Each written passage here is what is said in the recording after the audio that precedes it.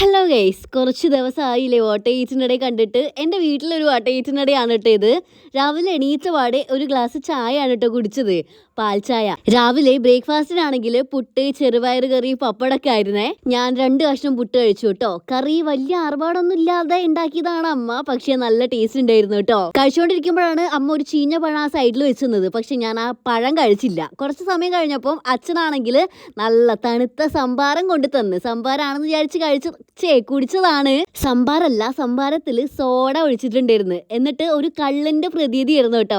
നല്ല സുഖം ഉണ്ടായിരുന്നു കുടിക്കാൻ. ഉച്ചയ്ക്ക് ലഞ്ചിന് പരിപ്പും മുരിങ്ങാക്കായും കറിയും കാബേജ് തോരനും മീൻ പൊരിച്ചത് വരുന്നേ. 2 ദിവസം ചിക്കൻ കൊണ്ട് ആറാട്ടിരുന്നു. എൻ്റെ അമ്മ ശരിക്കും അടുത്തു കേട്ടോ.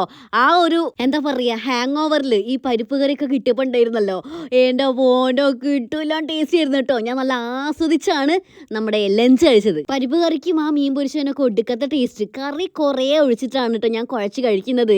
അങ്ങനെ കഴിക്കുമ്പോഴാണ് കൂടുതൽ ടേസ്റ്റ്. പരിപ്പ് കറിക്കൊക്കെ ഇത്രയും ടേസ്റ്റ് ഉണ്ടോയെന്ന് ഞാൻ ഓർത്തുപോയി. സൂപ്പർ ആയിരുന്നു കേട്ടോ. അങ്ങനെ ചോറൊക്കെ കഴിച്ച് കുറച്ച് സമയം കിടന്നുറങ്ങി. എണീച്ചപ്പം ഞാനാണെങ്കിലേ നമ്മുടെ പഴുത്ത മാങ്ങയില് ഉപ്പും മഞ്ഞപ്പൊടിയില്ല, മുളക് പൊടിയൊക്കെ ഇട്ട് കഴിച്ചു കേട്ടോ. സത്യം പറയട്ടെ, നമ്മുടെ പച്ചമാങ്ങയിൽ നമ്മൾ ഉപ്പും മുളകൊക്കെ ഇട്ട് കഴിക്കൂലേ, അതിനേക്കാളും ടേസ്റ്റി ആയിരുന്നേ. നിങ്ങൾ കഴിച്ചിട്ടില്ലെങ്കിൽ ഒരു മസ്റ്റ് ട്രൈ ആണെന്ന് ഞാൻ പറയുള്ളൂ.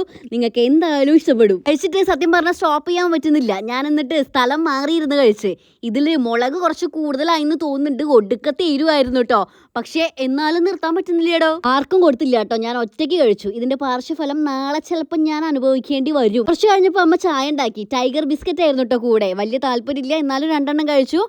ഡിന്നർ മുട്ടയായിരുന്നേ. അപ്പോൾ ടാറ്റാ.